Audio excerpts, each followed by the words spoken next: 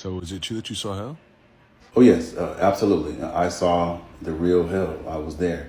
And I wouldn't wish that upon my worst enemy. I don't care what a person has done to me. I would never wish that on them. But for me, the way it went is that I thought that I was having a heart attack. And my spirit left my physical body. And I thought that I was going upward, but because thought I had done so much good in this lifetime and helped so many people and made so many decisions that were godly decisions. But as opposed to me going up, I went down, and I went literally into the center of the earth, and that's where hell is. Jesus even said that in the scriptures.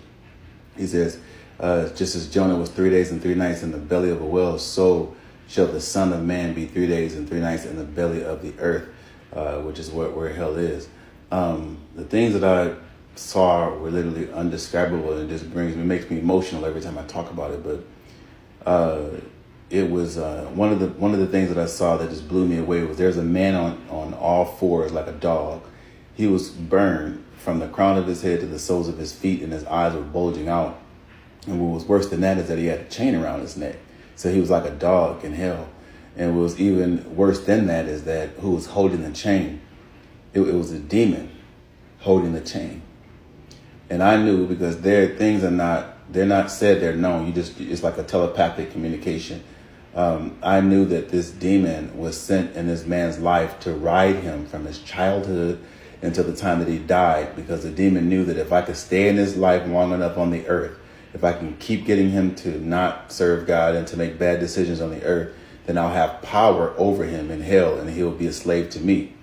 So it's like twice a slave. It's like you're a slave on the earth to the things of the devil, and then in hell you're really like a tormented dog slave. And then there was another part that I experienced that just blew me away. It still baffles me to this day. There was a section in hell where music was playing, and it was the same music that we hear on the earth, but as opposed to entertainers singing it, the music demons were singing it. And it was some of the same lyrics that we hear here. And then again, things, like I said, they're not things that are not telepathically, things are telepathically known there.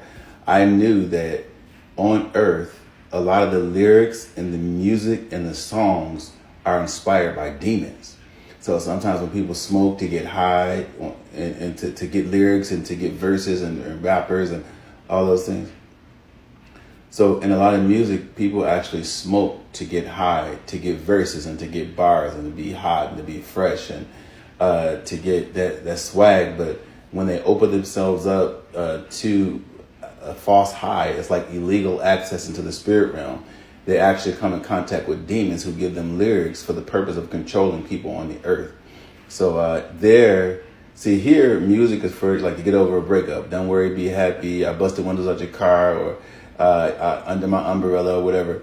Every lyric to every song is to torment you as to the fact that you didn't worship God through music when you were on the earth.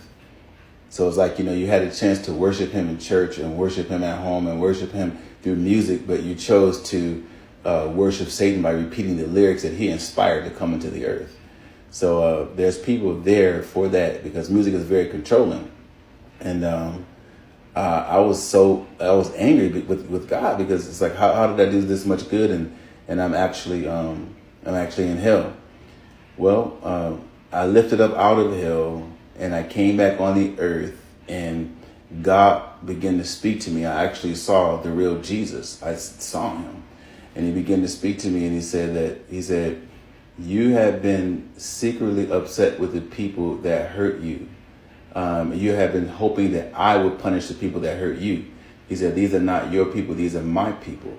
He says, I only want you to focus on the assignment that I'm giving you, because I want to do something through you that the world hasn't seen. And so the root of it is that although I did good, I gave a lot to people. I did a whole lot of good things. The thing that I had in my heart was unforgiveness towards people who had did me wrong.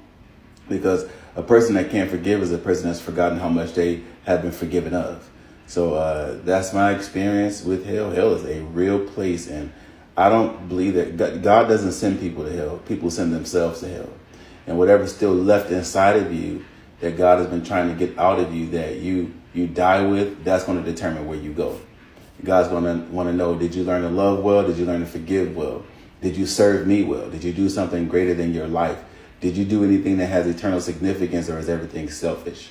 So I thank God for the light. It was Jesus, because of that light, I won't see any more days in hell.